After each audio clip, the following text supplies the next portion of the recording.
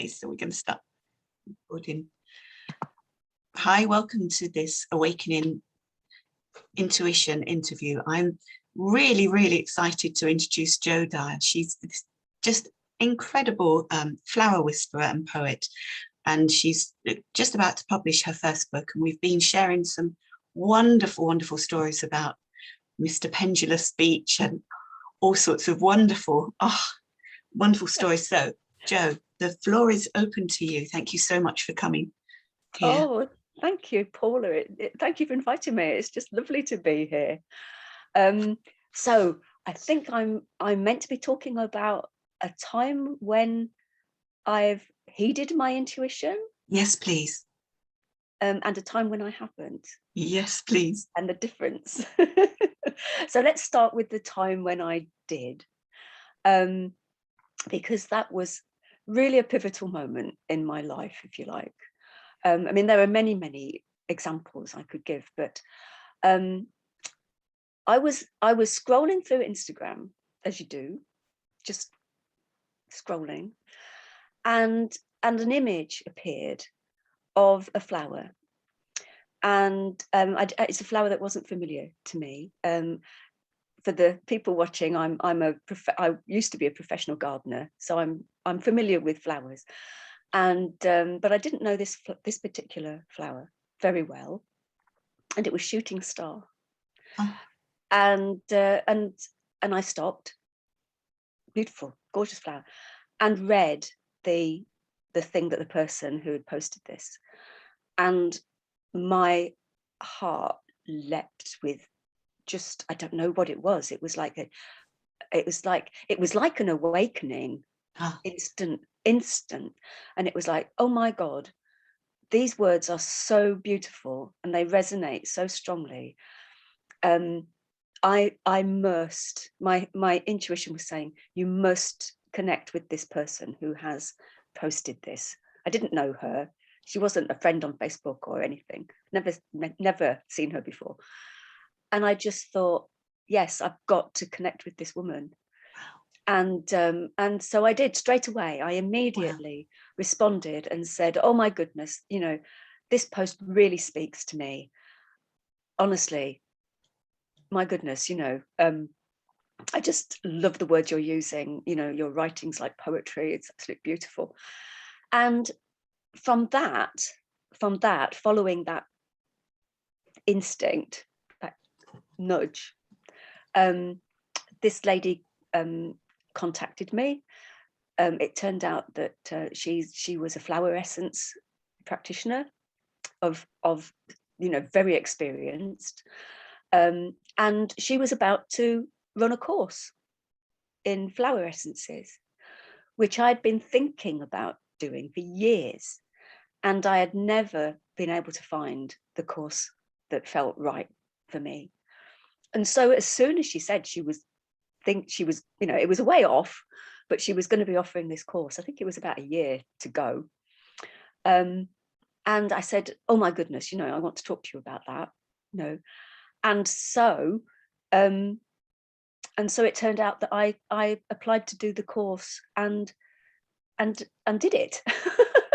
Now I'm struggling now but the reason that at that time I wasn't planning on becoming a therapist at all. That the course was to qualify you to be a practitioner. But my motivation, my desire, was to do this course to connect more deeply with flowers, because my intuition was screaming at me to write my poems. And I sort of started, but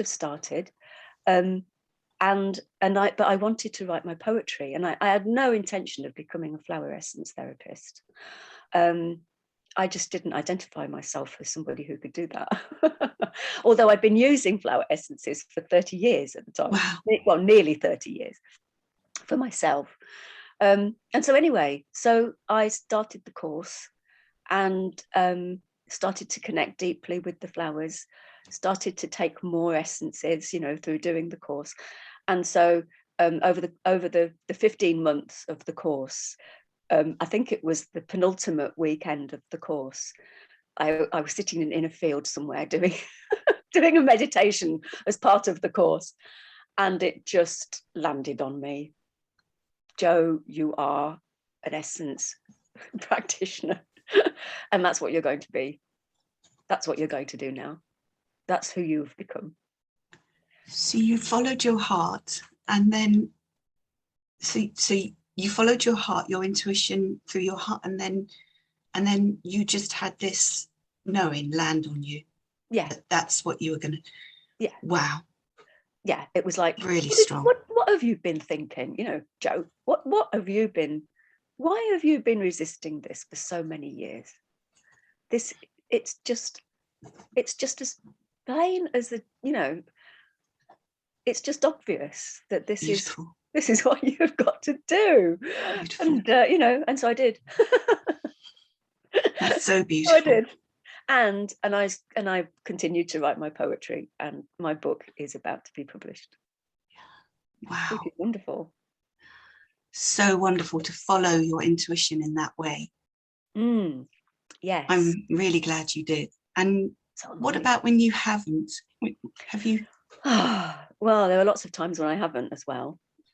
And it's very interesting, isn't it? The difference between saying yes and listening, and the reasons why you don't. And there always seem to be really good reasons not to. Yeah. And the example I'm going to give is really it's really current now, because I am now sitting in the house that I live in, and I ignored my intuition that said not to buy it. And I've never really loved this house. Oh. And I'm sitting in this living room in a house I don't really want to live in. And I'm sort of whispering because my partner's here. And he knows, it's no secret. We both feel the same, really. But what he doesn't know, which I've never told him, there's a long story here, actually. But the story is, and I'll try and make it a bit shorter. The story is that we were relocating to Derbyshire. We had decided we wanted to come and live in Derbyshire. And my partner had started a new job, and he'd moved. It's a long story. He was working in Birmingham, but we were moving to Belper in Derbyshire, where we live. And I'd sold the house back home in Cheshire and looking for a new house. And so there was some pressure to find a new house. And I'd found this house via another house that we'd made an offer on, which was a lovely cottage that I loved, but the survey was a nightmare. And we were considering, you know, withdrawing our offer because the survey was we needed to spend so much money on it. And I had found this house, this one, on Zoopla, as looking for examples of the houses in the area. And I'd noticed that it hadn't sold. And I phoned, when I was trying to decide what to do about this cottage, I phoned a builder. This is really interesting. I phoned a builder in Belper because I thought they would know the housing stock and be able to advise me. And this builder was the person who had failed to sell this house. He lived in this house. And I had a long conversation with him about the houses and blah, blah, blah, blah. And I knew the street that he lived on because I'd looked out at it on my visits. And I didn't know it was this house, but I knew it was this house on Zoopla. So, and he revealed that he had tried to sell this house. And then he said, we're thinking of putting it on the market again. And I said, oh, when? And he said, oh, probably February. This was January.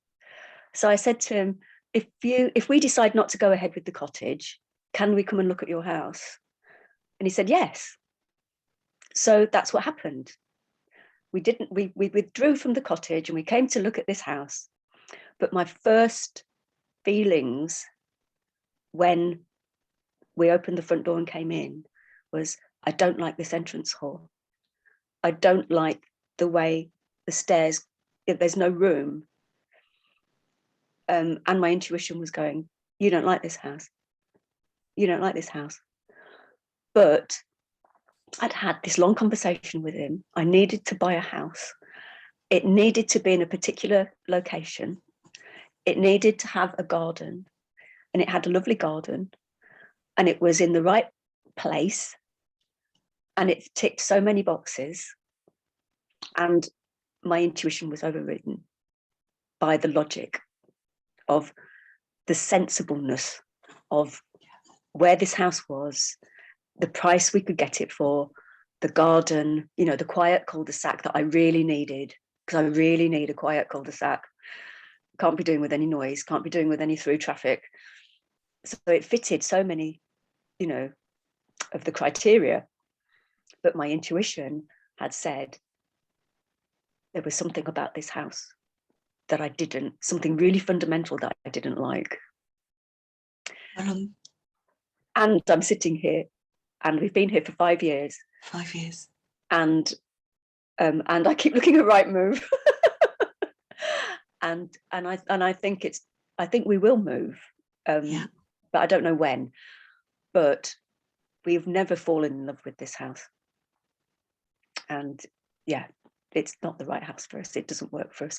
We are now, you know, it's been the elephant in the room for a long time, you know, because you spend a lot of money, don't you, moving a house, and you've a lot invested in it. And it's taken us a long time to sit here and look at each other. And of course, our circumstances have both changed as well, because when we moved here, I wasn't doing what I do now. You know, I was about to start my business. And my partner was traveling to work, but now he works at home because of the pandemic.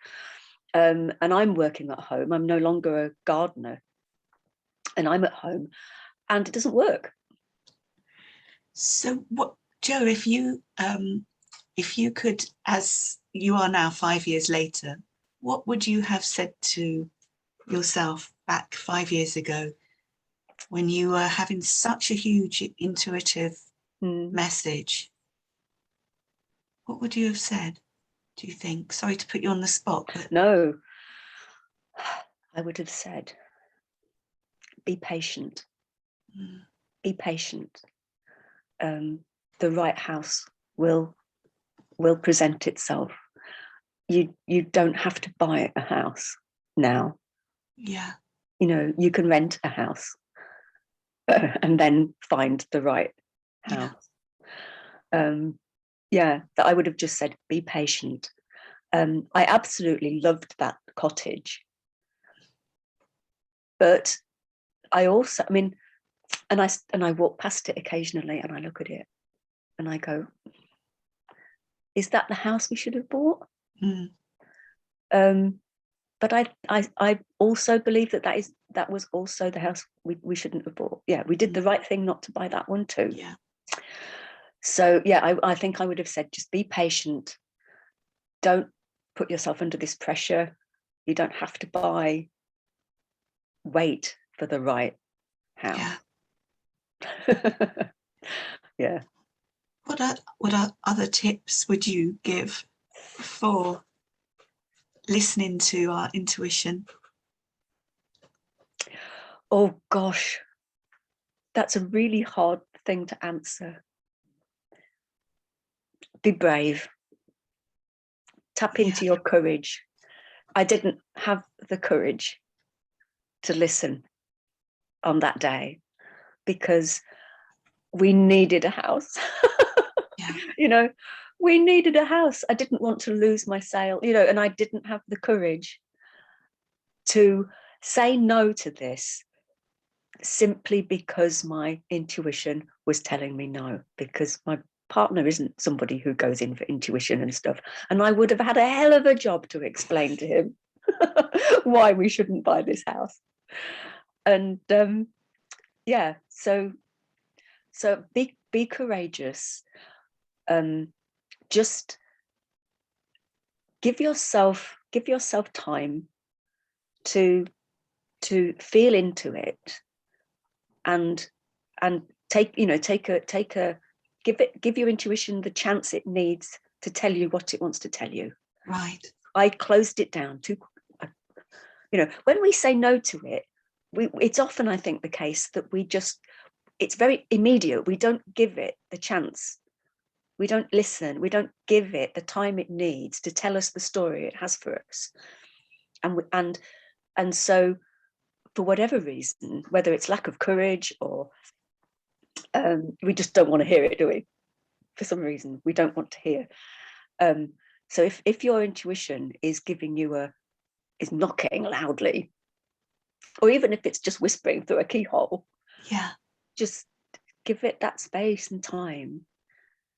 To listen. To listen. It's whispers, isn't it? The theme for the theme for our conversation is whispers. Yes, and your book. Whispers. Yeah, and this is what's so interesting, because in your book, this is completely what you do. You give your patient, you give time and space for the story to be whispered. I do. In this particular situation, yes, you didn't. So, oh wow, such wise words. Thank you so much, Jo. I can't wait for your book to be published.